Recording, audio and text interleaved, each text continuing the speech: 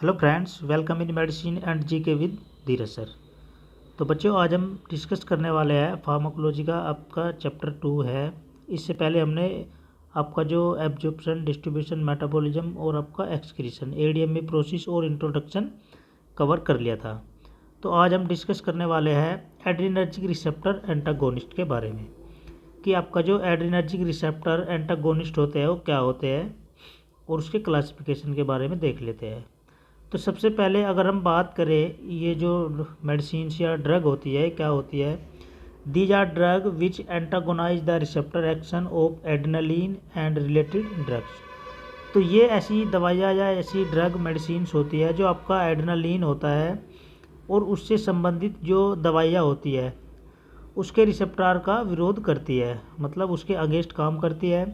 वे या तो क्या करेगी, जो आपका अल्फ़ा और बीटा होता है या दोनों, आपके जो अल्फ़ा और बीटा एड्रीनर्जिक रिसेप्टर होता है वे क्या करती है, उसके अगेंस्ट काम करती है। तो उसको हम क्या बोलते हैं, एंटागोनिस्ट या एड्रीनर्जिक रिसेप्टर के नाम से जानते हैं। चलिए अब बात करते हैं हम इसके क्लासिफिकेशन के बारे में। तो क्लासिफिकेशन देख लेते हैं। फर्स्ट है हमारा adrenergic blocking drug. Adrenergic blocking drug क्या होती है, ये नाम से ही पता चल रहा है कि ये जो आपकी जो ड्रग होती है किसको ब्लॉक करने का काम करती है, आपके जो कुछ रिसेप्टर्स होते हैं। These drug adrenergic responses mediated through alpha adrenergic receptor without affecting those mediates through beta receptor. जो अभी ऊपर भी हमने बात करी है कि ये दवाइयाँ जो होती है ये क्या करती है, अपना जो रेस्पॉन्स देती है एड्रीनर्जिक रेस्पॉन्स होता है किसके अगेंस्ट, जो आपका अल्फा एड्रीनर्जिक रिसेप्टर होता है और जो आपका बीटा रिसेप्टर्स होता है उसके ऊपर बहुत या उसके साथ बहुत इफेक्ट डालती है। चलिए इसमें जो फर्स्ट आती है हमारी नॉन इक्विलिब्रियम टाइप्स आता है। तो इसमें एग्जांपल की अगर हम बात करें तो एग्जांपल क्या आता है, इसमें फिनोक्सी बेंजामाइन एग्जांपल आता है। टाइप सेकंड की अगर हम बात करें, ये क्या होता है, इक्विलिब्रियम टाइप्स। इसमें ये क्या होता है, कॉम्पिटिटिव होता है। चलिए अब नेक्स्ट है हमारा ए, नॉन सेलेक्टिव। नॉन सेलेक्टिव जो ड्रग होती है कौन कौन सी होती है, एर्गोटामाइन। ये बहुत बार एग्जाम में पूछी जाती है, एमसीक्यू टाइप क्वेश्चन यहाँ से बन जाता है। एर्गोटामाइन। दूसरी है हमारी एर्गोटोक्सिन। थर्ड है हमारी टोलाजोलिन। ये क्या होती है, हमारी नॉन सेलेक्टिव एड्रीनर्जिक रिसेप्टर पे काम करती है। नेक्स्ट है हमारा अल्फा 1 सेलेक्टिव। अल्फा 1 सेलेक्टिव की अगर हम बात करें, पैराजोसिन और आपका टेराजोसिन और आपका डोक्साजोसिन। जो आपकी पैराजोसिन होते हैं ये भी इम्पोर्टेंट ड्रग है। नेक्स्ट है आपका अल्फा 2 सेलेक्टिव। अल्फा 2 में हमारी ड्रग आती है योइम्बिन। ये बहुत बार एग्जाम में पूछी जाती है कि जो आपकी अल्फा 2 ड्रग होती है या अल्फा सेलेक्टिव जो ड्रग होती है वो कौन सी होती है, तो योइम्बिन हमारी ड्रग होती है। चलिए इसके अभी ऊपर मैंने बताया पैराजोसिन। तो पैराजोसिन जो ड्रग है हमारी उसके बारे में देख लेते हैं एक बार। ये क्या होती है, ऑल सब टाइप्स ऑफ अल्फा रिसेप्टर, मतलब जितने भी सभी प्रकार के जो रिसेप्टर्स होते हैं हमारे अल्फा 1 रिसेप्टर, जैसे alpha 1A, alpha 1B and alpha 1D are block equally. इन सबको ये क्या करता है, इक्वली ब्लॉक करने का काम करता है, ब्लॉक कर देता है। दूसरी चीज़, it blocks sympathetically mediate vasoconstriction and produce fall in BP which attended by only mild tachycardia. तो इसका मतलब क्या हुआ, ये क्या करती है, आपका जो सिंपैथेटिक जो सिस्टम होता है उसको ब्लॉक करने का काम करती है और साथ में उसके कॉन्स्ट्रिक्शन का भी काम करती है। और जो आपका ब्लड प्रेशर होता है उसको भी कम कर देती है। जो आपका माइल्ड ट्रैकीकार्डिया होता है, माइल्ड ट्रैकीकार्डिया के द्वारा उसमें क्या होता है, हमारा जो बीपी होता है वो कम हो जाता है। जो वो बीपी क्या होता है हमारा कम हो जाता है, मतलब हाइपो। चलिए जो हार्ट रेट होगी वो कम हो जाएगी। अब अगर हम इसके साइड इफ़ेक्ट की बात करें तो साइड इफ़ेक्ट इससे क्या क्या हो सकता है बच्चों, तो डिजीनेस हो सकता है और फेंटिंग हो सकता है, मतलब चक्कर भी आ सकते हैं आपको हल्के से, या फिर फेंटिंग मतलब बेहोश भी आप हो सकते हो। It is effective orally. और ये जो अब हम इसको अगर ओरली ले रहे हैं तो ये क्या होती है, बहुत ही इफ़ेक्टिवली होती है। इसकी लगभग जो बायो अवेलेबिलिटी की अगर हम बात करें तो बायो अवेलेबिलिटी इसकी कितनी होती है बच्चों, 60% होती है लगभग।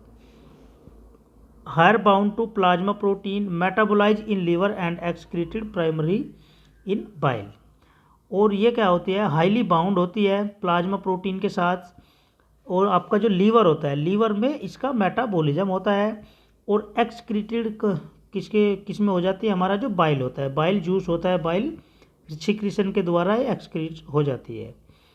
चलिए यूज की अगर हम बात करें तो यूज इसमें आता है हमारा, कहाँ कहाँ यूज कर सकते हैं हम, जो आपकी पैराजोसिन ड्रग है इसको एंटी हाइपरटेंसिन में दे सकते हैं, रेनोड डिजीज में दे सकते हैं, प्रोस्थेटिक हाइपरट्रोपी में भी दे सकते हैं, और आपका जो कंजेस्टिव हार्ट फेलियर होता है CHF मतलब, उसमें भी हम इसको पैराजोसिन को दे सकते हैं। चलिए अब नेक्स्ट ड्रग है हमारी प्रोपेनोलोल। ये भी बहुत अच्छी और इम्पोर्टेंट ड्रग होती है आपके एग्जाम के लिए।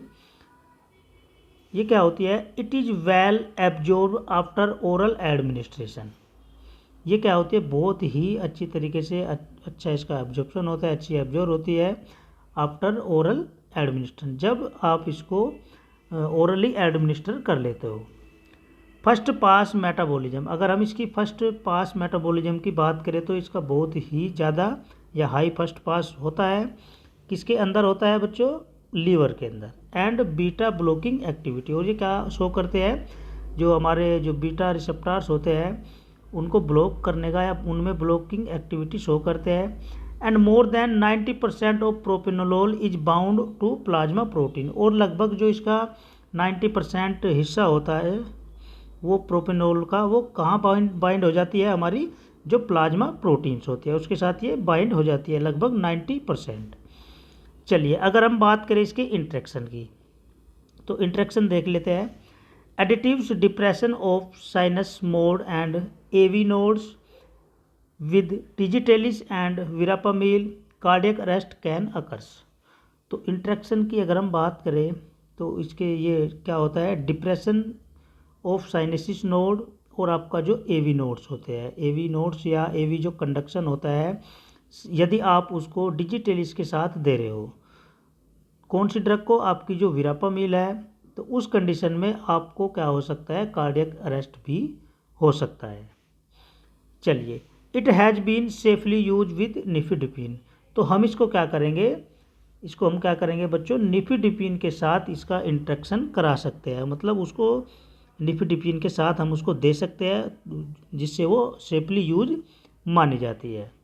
अगर आप उसको विरापामिल या डिजिटेलिस के साथ दे रहे हो, डिजिटेलिस और आपका विरापामिल, तो उस कंडीशन में आपका कार्डियक अरेस्ट भी हो सकता है, डिप्रेशन की एक्टिविटी भी हो सकती है। चलिए propranolol delay recovery from hypoglycemia due to insulin and oral anti diabetic. आपकी जो प्रोपेनोलोल है वो किसकी रिकवरी को डिले कर देती है, जो आपका हाइपोग्लाइसीमिया है, किसके अगेंस्ट या किसके ड्यू टू, हमारा जो इंसुलिन होता है और आपका जो ओरल एंटी डायबिटिक ड्रग होती है उसकी रिकवरी को डिले कर देती है। एडवर्स इफेक्ट की अगर हम बात करें इसकी तो ब्रेडिकार्डिया हो सकता है आपको, COPD हो सकता है, लंग्स डिजीज होती है, या फिर ब्रोंकियल अस्थमा। साइड इफ़ेक्ट की अगर हम बात करें तो लैक ऑफ ड्राइव हो सकता है आपको, मतलब नाइट मार्च का मतलब क्या हो सकता है, बुरे सपने भी आ सकते हैं आपको, फॉरगेटफुलनेस, आपको भूलने की भी बीमारी हो सकती है, होलिसिनेशन साइड इफ़ेक्ट भी आ सकते हैं। होलिसिनेशन क्या होता है, जैसे मान लिया हमें किसी इंसान को यहाँ पे दिखाई दे रहा है कि वहाँ कोई है लेकिन वहाँ कुछ नहीं है, तो इस सामने वाले पर्सन को लग रहा है कि वहाँ कुछ है जबकि वहाँ कुछ नहीं है, तो उस बीमारी को ही हम होलिसिनेशन के नाम से जानते हैं।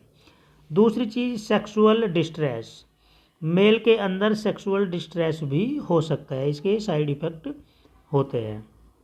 चलिए यूज की अगर हम बात करें तो कहाँ कहाँ यूज कर सकते हैं हम इसको, प्रोपेनोलोल को, तो हाइपरटेंशन में देते हैं, एंजाइना पेक्टोरिस में देते हैं, मतलब एंजाइना पेक्टोरिस क्या होता है, चेस्ट पेन होता है, चेस्ट पेन में भी हम इसको दे सकते हैं, कार्डियक अरिथमिया में भी दे सकते हैं, CHF कंजेस्टिव हार्ट फेलियर में भी दे सकते हैं, माइग्रेन में भी यूज कर सकते हैं, एंजाइटी और आपका ग्लूकोमा में भी यूज कर सकते हैं। एंजाइटी क्या होती है, चिंता होती है, एंजाइटी क्या होती है, चिंता, तो इसका हम यूज कर सकते हैं। तो ये बहुत ही इंपॉर्टेंट ड्रग होती है आपकी प्रोपेनोलोल। चलिए नेक्स्ट चैप्टर है हमारा लोकल एनास्थेटिक एजेंट। तो लोकल एनास्थेटिक एजेंट क्या होते हैं बच्चों? लोकल की अगर हम बात करें तो लोकल का मतलब क्या होता है, मतलब उसी पर्टिकुलर, जैसे मान लिया ये हमारा हैंड है, ये अगर हम लोकल एनेस्थेटिक दे रहे हैं, यूज कर रहे हैं, मान लिया हमारा हैंड है, वृष्ट कलाई है हमारी, मान लिया हमें यहाँ पे क्या करना है, टाँके लगाने हैं, तो उस कंडीशन में हम वही पर्टिकुलर एरिया चूज करेंगे और उसी पर्टिकुलर एरिया पे हम उसको यूज करेंगे जो आपका लोकल एनेस्थेटिक है, ताकि वो उसी पर्टिकुलर एरिया को सुन कर सके और हम बाद में उसका मेडिकल ट्रीटमेंट कर सके। तो वही क्या कहलाते हैं, हमारे लोकल एनेस्थेटिक या लोकल एनेस्थेटिक एजेंट कहलाते हैं। चलिए, तो a local anaesthetic is a medication that cause absence of all sensation including pain in a specific body parts without loss of consciousness. तो लोकल एनेस्थेटिक अभी मैंने बताया है कि लोकल एनेस्थेटिक क्या होता है, एक मेडिकेशन होती है जो हम किसके एब्सेंस में कर सकते हैं, किसका क्या कारण बनता है उसका, तो जितनी भी सेंसेशन होती है, मतलब सारी जो सेंसेशन होती है जो आप महसूस कर रहे हो, दर्द है या आपका पेन है, तो उस कंडीशन में ये दी जाती है इन्हें स्पेसिफिक बॉडी पार्ट, और उसी स्पेसिफिक बॉडी पार्ट्स में हम इसको यूज करेंगे विदाउट लॉस ऑफ कॉन्शियसनेस। तो ये क्या कर देती है, जो वहाँ पे सेंसेशन है या कॉन्शियसनेस है उसको कम कर देती है। नेक्स्ट है, they block generation and conduction of nerve impulse at any parts of neuron with which they comes in contact without causing any structural damage. और ये क्या करती है, ब्लॉकिंग जनरेशन का काम करती है, कंडक्शन का काम करती है, जो हमारी नर्व इम्पल्स होती है, और बॉडी का कोई भी पार्ट्स है, जैसे हमारा न्यूरॉन्स भी काम करते हैं, उसके साथ साथ ये अगर उसके कांटेक्ट में आते हैं तो उस कंडीशन में कभी कभी जो इसका इफ़ेक्ट होता है, आपका जो स्ट्रक्चरल एक्टिविटी है वो भी डैमेज या ख़राब हो सकती है। चलिए, अगर हम बात करें इसके क्लासिफिकेशन की, तो क्लासिफिकेशन इसका मोस्ट इम्पोर्टेंट है, इसमें से क्वेश्चन पूछे जाते हैं। तो फर्स्ट है हमारा शॉर्ट ड्यूरेशन या फिर लो पोटेंसी। जो शॉर्ट ड्यूरेशन के लिए हम यूज करते हैं, मतलब कम टाइम के लिए, जिसकी पोटेंसी भी क्या होती है, लो होती है, तो कौन सी ड्रग होती है, वो हमारी प्रोकेन और आपका क्लोरप्रोकेन होती है। ये आपको अच्छे से नोट कर लेना है, शॉर्ट ड्यूरेशन के लिए लोकल एनेस्थेटिक में जो हम यूज करते हैं। नेक्स्ट है हमारा इंटरमीडिएट पोटेंसी एंड ड्यूरेशन। तो इंटरमीडिएट जो मतलब शॉर्ट से थोड़ा ज़्यादा टाइम ले रही है, लीडोकेन है और आपका प्रिलिकेन है। तो लीडोकेन इंपॉर्टेंट ड्रग है। नेक्स्ट है आपका हाई पोटेंसी और लॉन्ग ड्यूरेशन, मतलब उसकी हाई पोटेंसी होगी और उसका लंबा ड्यूरेशन होगा। तो उसमें हम कौन सी मेडिसिन देते हैं, टेट्राकेन, रोपिवाकेन और आपका सिनकोकेन देते हैं।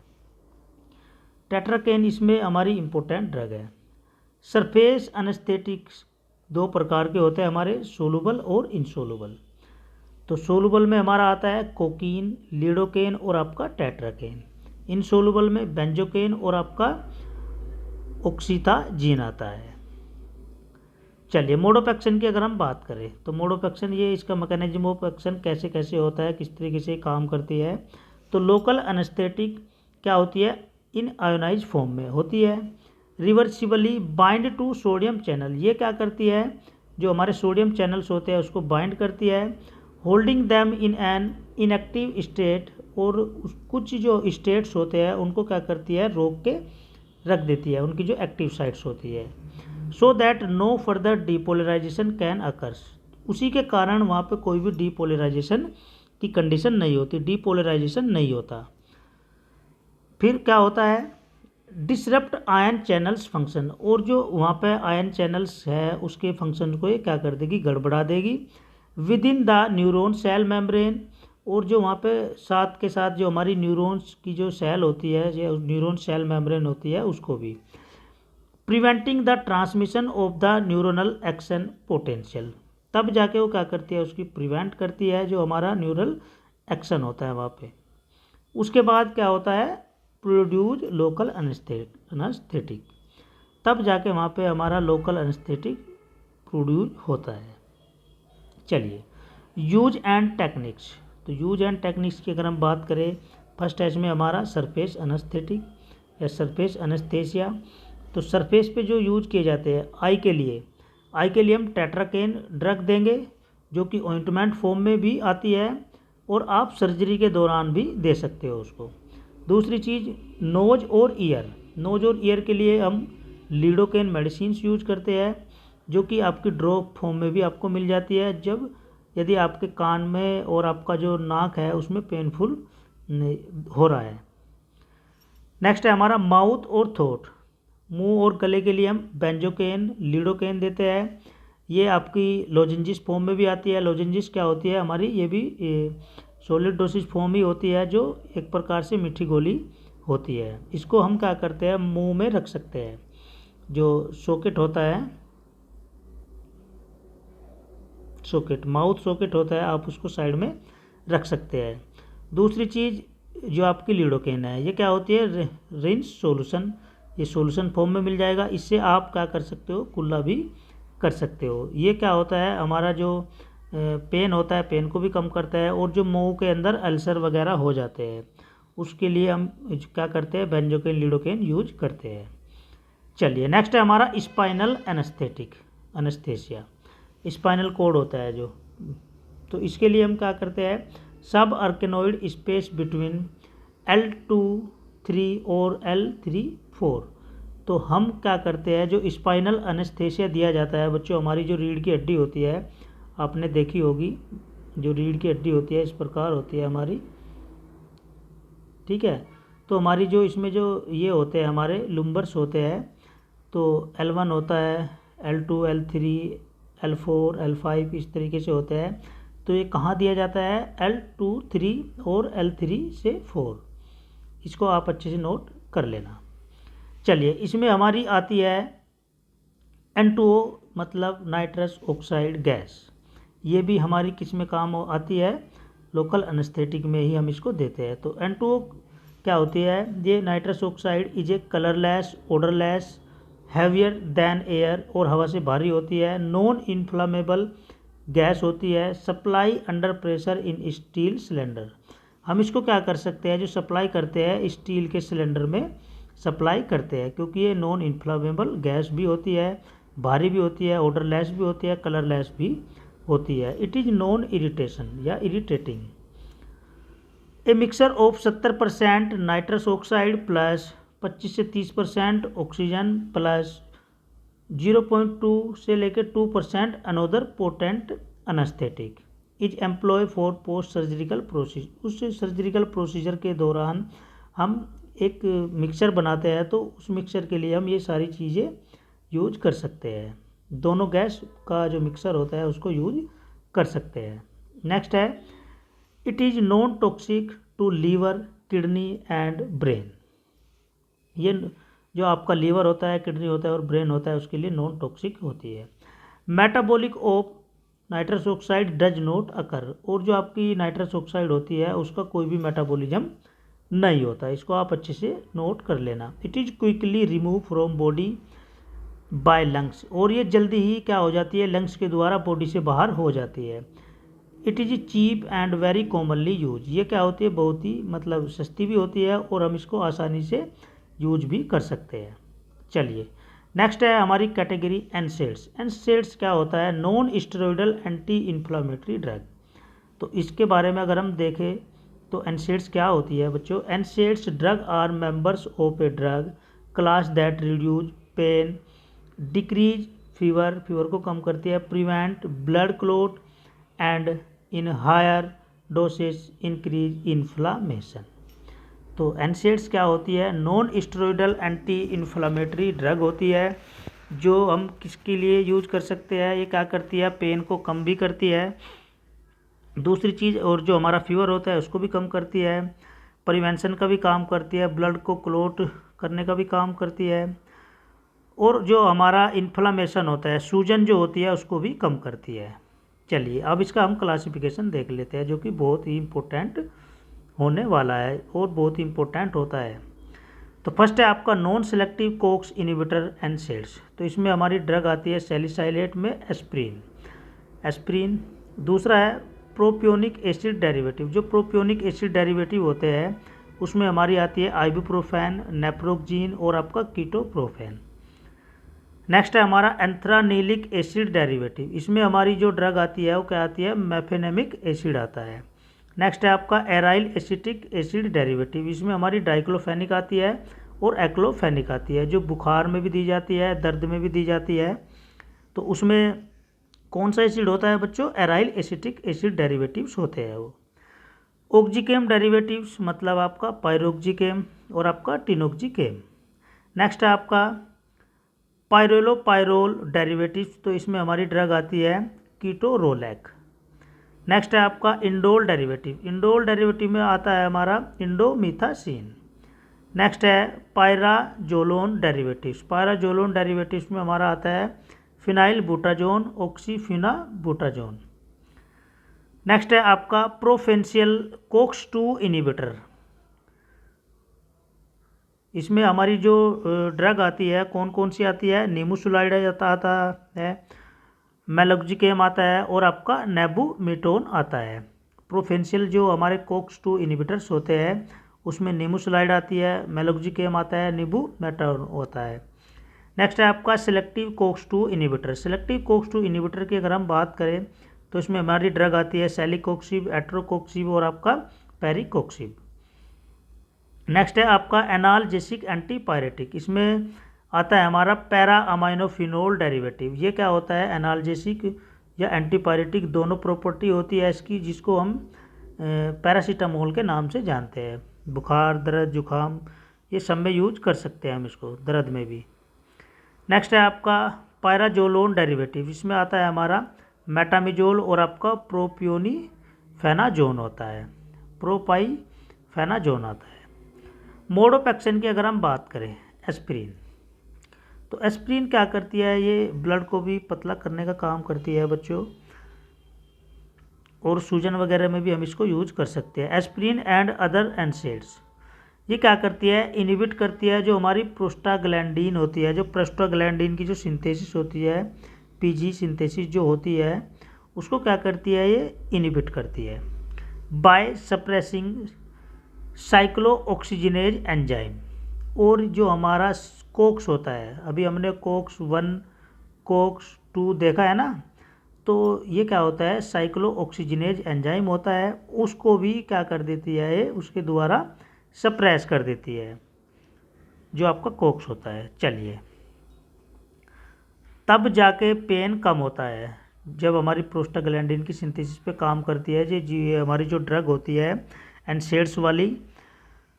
दूसरी चीज़, most NSAIDs act as non selective inhibitors of the cyclooxygenase enzyme inhibiting both the COX 1 and COX 2 isoenzyme. और कुछ जो हमारे एनसेड्स मेडिसिन्स होती है वो क्या होती है, नॉन सेलेक्टिव इनिबिटर्स होती है, जो क्या करती है, आपका जो कोक्स एंजाइम होते हैं उसको इनिबिट करती है, और जो आपका कोक्स 1 होता है और आपका कोक्स 2 आइसो एंजाइम होता है उसको भी इनिबिट कर देती है। दूसरी चीज़, COX catalyse the formation of PG and thromboxane from आर्केनोइड acid. PG act as messenger molecules in the process of inflammation. अब अगर हम बात करें इसकी, जो कोक्स कैटालाइज होता है उसमें जो उसका जो फॉर्मेशन होता है प्रोस्टाग्लैंडिन के द्वारा, प्रोस्टाग्लैंडिन और थ्रोम्बोक्सेन किसके द्वारा होता है, आर्केनोइड एसिड के द्वारा। दूसरी चीज़, जो हमारा जो प्रोस्टाग्लैंडिन होती है वो कैसे एक्ट करती है, एज ए मैसेंजर एक्ट करती है, मैसेंजर मॉलिक्यूल्स की तरह काम करती है, किसमें, जो इन्फ्लामेशन का प्रोसेस होता है, जो मतलब सूजन का प्रोसेस होता है। अब अगर हम बात करें एस्पिरिन की, तो एस्पिरिन के बारे में देख लेते हैं। एस्पिरिन को में कौन सा एसिड डेरिवेटिव होता है, सैलिसिलेट होता है, ये आपको अच्छे से नोट कर लेना है। तो एस्पिरिन की अगर हम बात करें बच्चों, aspirin is acetyl salicylic acid. Aspirin क्या है, एक एसिटाइल सैलिसिलिक एसिड होता है। It is rapidly converted in the body, और बहुत जल्दी ये क्या होता है, बॉडी में कन्वर्ट हो जाता है to salicylic acid, salicylic acid में, which is responsible for most of the action, और जो कि अपने एक्शन के लिए बहुत रेस्पॉन्सिबल होता है। चलिए, अब अगर हम इसके फार्माकोलॉजिकल एक्शन के बारे में बात करें तो एनाल्जेसिक दर्द निवारक में दिया जाता है। एंटीपायरेटिक बुखार में, एंटी इन्फ्लामेटरी सूजन में। दूसरी चीज़ रिलीव इन्फ्लामेटरी, सूजन को कम करता है। टिश्यू इंजरी रिलेटेड पेन, कहीं से भी टिश्यू डैमेज हो जाते हैं आपके, या सेल वगैरह डैमेज हो जाती है, उसमें पेन हो जाता है, तो उसको भी दूर करने के लिए हम एस्पिरिन ले सकते हैं। दूसरी चीज़ रेस्पायरेशन, रेस्पायरेशन में भी देते हैं। इंक्रीज जो आपका कार्बन डाइऑक्साइड होता है, कार्बन डाइऑक्साइड प्रोडक्शन को कम करता है। ये जो अगर बढ़ रहा है तो उस कंडीशन में क्या करता है, उसको कम कर देता है। Acid base and electrolyte balance, दूसरी चीज़ जो एसिड बेस का जो बैलेंस है, इलेक्ट्रोलाइट्स का जो बैलेंस है, उसको भी मेंटेन करने का काम करता है। दूसरी चीज़ सीवीएस कार्डियोवास्कुलर सिस्टम, तो एस्पिरिन अगर हम दे रहे हैं तो large dose increase cardiac output to meet increase peripheral O2 demand and comes direct vasodilation. अगर हम कार्डियोवास्कुलर सिस्टम के द्वारा या सिस्टम के लिए दे रहे हैं एस्पिरिन को, तो इसके लिए हम क्या करेंगे, लार्ज डोज इंक्रीज कर देंगे कार्डियक आउटपुट के लिए। ये क्या करता है, इंक्रीज कर देता है जो आपका पेरिफेरल होता है, और जो डिमांड्स होती है, जो वहाँ से क्या होता है, डायरेक्ट वासोडाइलेशन का काम होता है। नेक्स्ट है जीआईटी, इसमें देख लेते हैं कोज। ये क्या करता है, नोजिया वोमिटिंग का कारण बनता है। नेक्स्ट अगर हम बात करें इसकी फार्माकोकाइनेटिक की, aspirin is absorb from the stomach and small intestine, जो आपका एस्पिरिन होती है उसका जो एब्जॉर्प्शन होता है वो स्मॉल इंटेस्टाइन और आपका जो स्टमक होता है वहाँ पे होता है। एडवर्स इफेक्ट की अगर हम बात करें बच्चों, तो नोजिया जी में चला सकता है, वोमिटिंग भी आ सकती है, डिजीनेस चक्कर भी आ सकता है, वर्टिगो और गमेरी टाइप भी आपको आ सकती है। नेक्स्ट है यूजीज के बारे में अगर हम बात करें, एस्पिरिन को कहाँ कहाँ दे सकते हैं, एनाल्जेसिक में, एंटीपायरेटिक में और रूमेटॉइड अर्थराइटिस में भी हम इसको यूज कर सकते हैं। तो आज आपको ये यहीं पे हमारा लेक्चर एंड हो गया। आपको बहुत अच्छा लगा होगा, तो आपको क्या करना है, दूसरे बच्चों को भी शेयर करना है ये लेक्चर, ताकि इनको भी ये इन्फॉर्मेशन मिल सके। मिलते हैं फिर बच्चों नेक्स्ट लेक्चर में नेक्स्ट वीडियो के साथ। ऑल द बेस्ट और हमेशा खुश रहो, ऑलवेज हैप्पी।